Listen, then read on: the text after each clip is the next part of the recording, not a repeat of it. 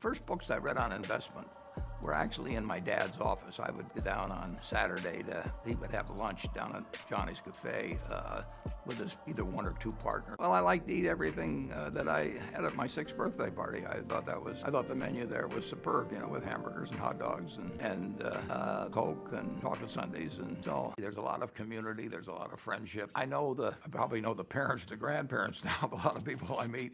But if I go to a restaurant here, there's a lot of people just say, "Hi, Warren." He never cared about money or business at all. One time we had dinner with a friend of mine, Herb Wolf, in New York, and as we were coming back on the subway to Manhattan, he lived out a ways. The partnership had acquired control of Berkshire Hathaway in 1965, and although I never took the chairman's role or the president's role, I was in charge of Berkshire Hathaway. We owned control of it. There's big money in investing, in finance, in business, huge money, and there are various ways to cheat. People figure out new ones as time goes by, and sometimes the authorities are very...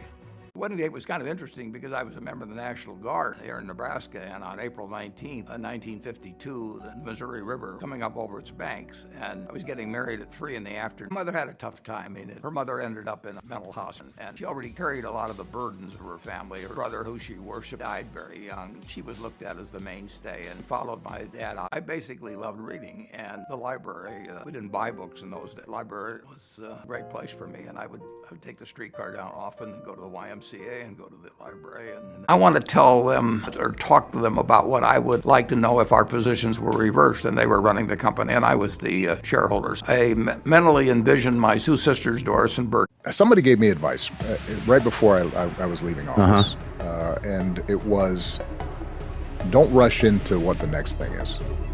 Take a beat. I, Mark Maron, hereby formally release Brendan McDonald from the professional responsibility of listening to me talk from now and in perpetuity. Brendan...